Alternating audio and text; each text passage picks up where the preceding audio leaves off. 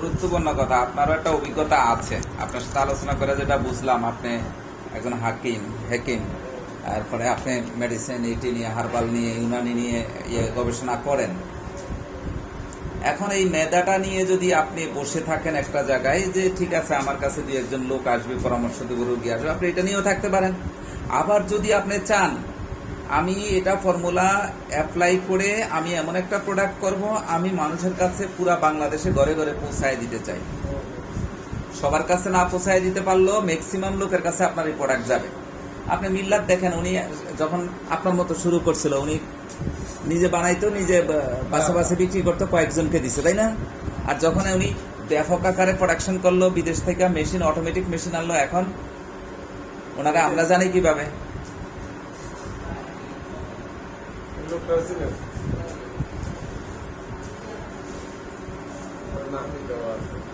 হারুন ভুঁইয়া সাহেব,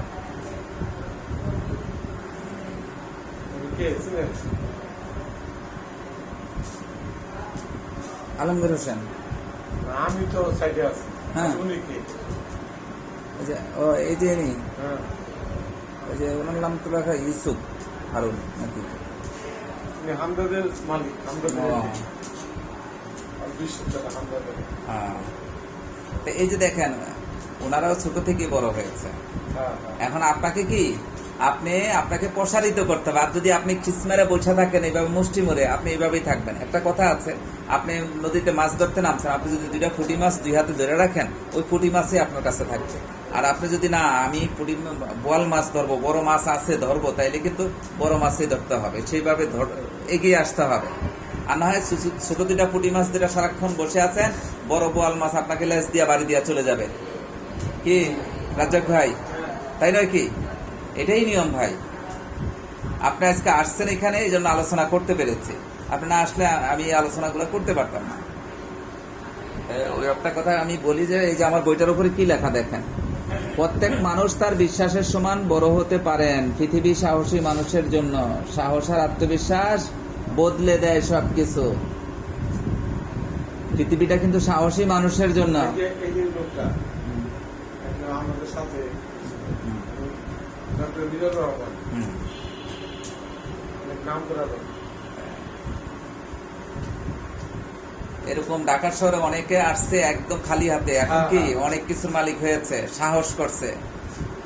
সৎ পথে আপনার যোগ্যতাকে কাজে লাগাতে পারলে আপনি অনেক বড় হতে পারবেন। এটা আপনিও জানেন। জানা এক জিনিস, জানাকে মানা আরেক জিনিস। আপনি ইসলামিক অনেক কিছু জানলেন, কিছুই আমল করলেন না, কাজ হবে কি? আপনি নামাজ পড়তে পারেন, নামাজের সকল সূরা, কেরাত, দোয়া সবকিছু জানেন, কিন্তু নামাজ পড়লেন না, আপনি আখিরাতে যে হিসাব দিতে পারবেন নামাজের? দিতে পারবেন না। আপনি যে নামাজ পড়তে হবে। অল্প আমলেই নাজাতের জন্য যথেষ্ট, যদি সে আমল করে। ঠিক আপনার যে অভিজ্ঞতা আছে সেটা যদি আপনি কাজে লাগান, তাহলে সেটাও আপনার সফলতার জন্য অনেক কিছু।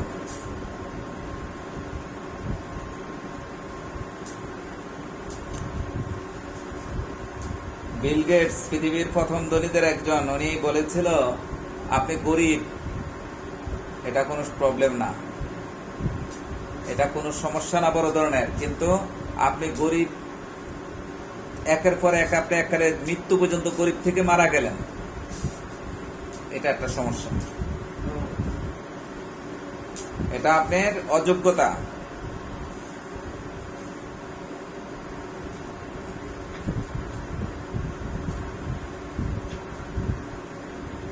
বলপেনের মেশিন আর কত বিক্রি করতেছেন? 38,000 টাকা থেকে শুরু করে বলপেন মেশিন 7-8 লাখ টাকা আছে। আমি যেটা আপনি করে দেন। হ্যাঁ, ওটাও একটু ভালো মানের, 38 থেকে শুরু।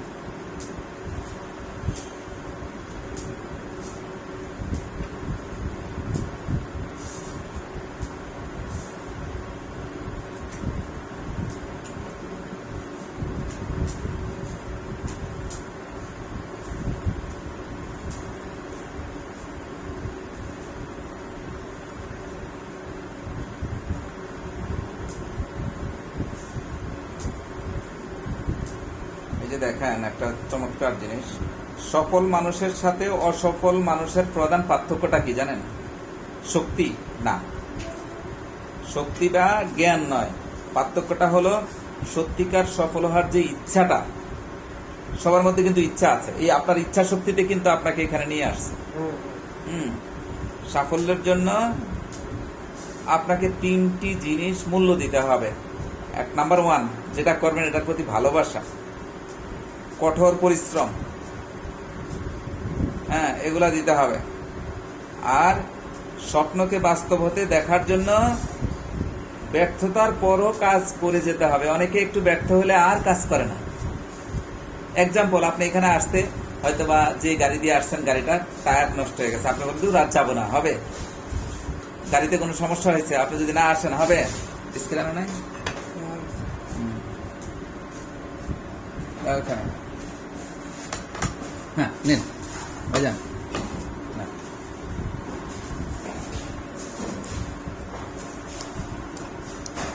ব্যর্থতার মধ্যেই সফলতার বীজ অঙ্কুরিত হয়।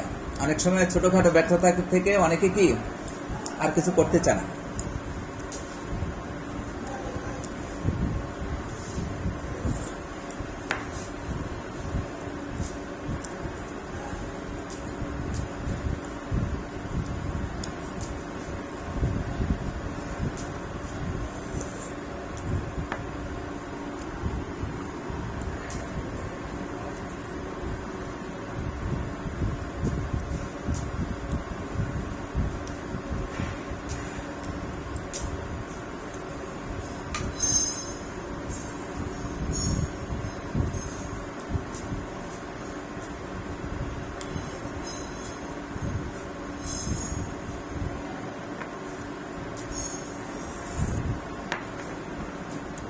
সেটার কি ব্যবসা করছিলেন না চাকরি করছিলেন রাজের ভাই?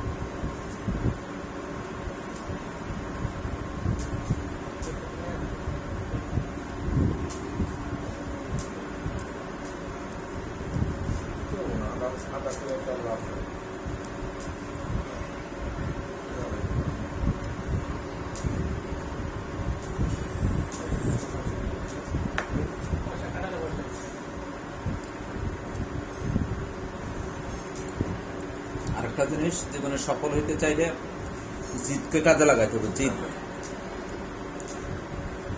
আমার ছেলে রুবানিয়া পাঠাইছি, ওখান থেকে আমার কাছে না কইয়াই ওরা 4 জন এক লগে গেছে। 4 জনের মধ্যে একজন ভাই আমার থাকি যাই, হ্যাঁ আমার গাড়ি পাঠাইছে, তারা আচ্ছা আচ্ছা, ভাত খাইতে বসে আর গাড়ি আইছে না, আমার কাছে করার টাইম পাঠাই, ওই থেকে গেছে গাড়ি। ইটালি চলে গেছে অলরেডি?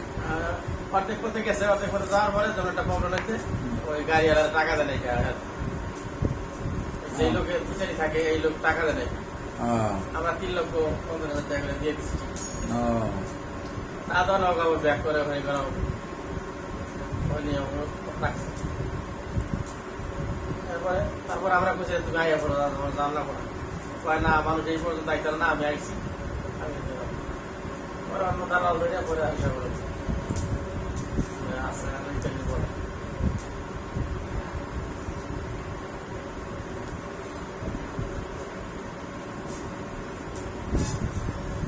কত টাকা গেল এই পর্যন্ত ইটালি যাওয়ার জন্য? 12 লাখের মতো গেছে। ধরতে পারলে কেমন বেতনাদি পাবে? আমাদের লোক আছে, কাজের শ্বশুর আছে, মামার শ্বশুর আছে। এটা একটা আইডিয়া, তারা কেমন পাঠাবে, মাসে কেমন ইনকাম?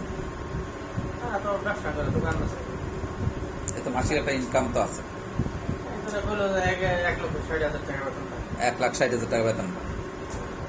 এখান থেকে খরচ কেমন যাবে? লাখখানিক টাকা সেভ করতে পারবো, তাই না?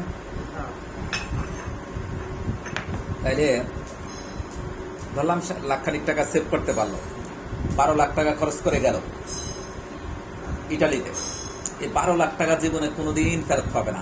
কি পাবে?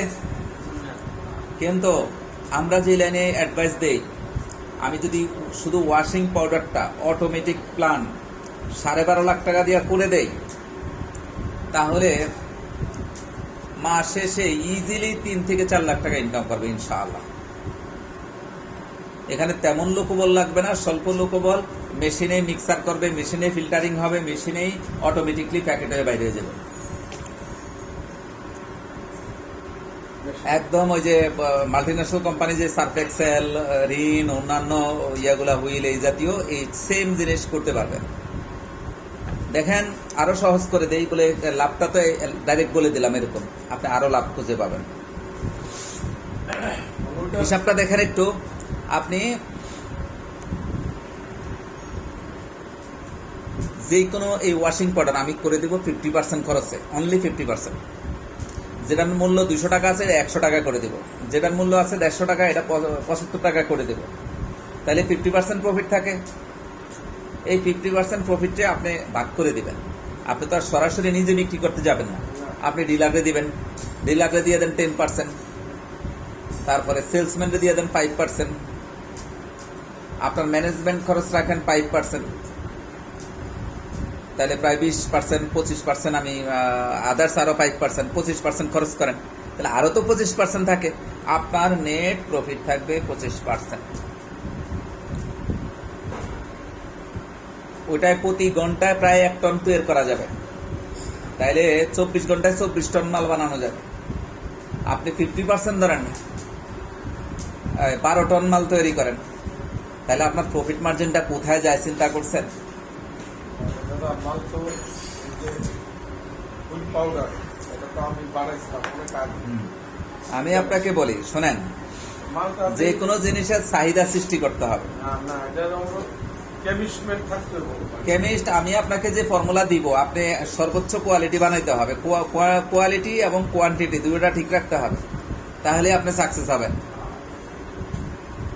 আমার ফর্মুলা আমি বানাইলাম, ভালো হইল না, হুম। ঠিক আছে? আমি আদৌ জানতে, ঠিক আছে? কোয়ালিটি, formula জানতে।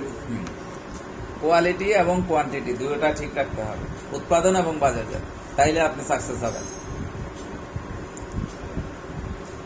ওই যে যদি মানুষ কতগুলা জিনিস, সময়, শ্রম, আত্মবিশ্বাস, এই নিজস্ব কিছু ফর্মুলেশন আছে, এটা অ্যাপ্লাই করতে পারলে আলহামদুলিল্লাহ আপনি গেইনার হবেন।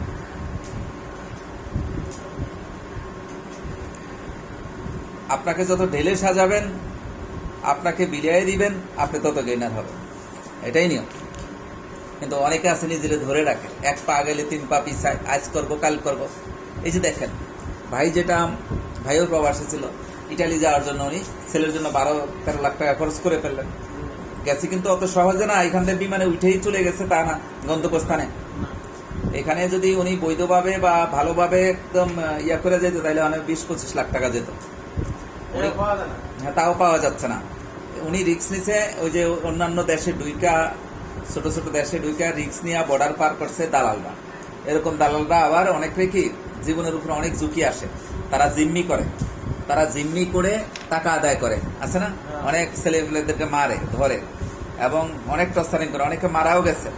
তো এইসব রিক্সে না যাওয়া ভালো। টাকা পয়সার প্রয়োজন আছে, কিন্তু এত রিক্স নেওয়া প্রয়োজন নাই। কারণ আল্লাহ পাক রিজিকের ফয়সালা করে দিয়ে দিছে। অনেক ব্যবসা আছে ভাই। এই বইটা, এই যে সাফল্যের সূত্র বইটা আপনাকে দিছে, এটা যার কাছে থাকবে ও কোনোদিন বেকার থাকতে পারে না।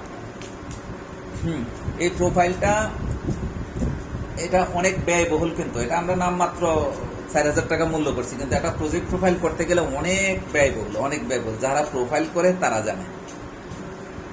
তাই আমরা এটা দিচ্ছি এই জন্য, মানুষকে উৎসাহিত করার জন্য মূলত।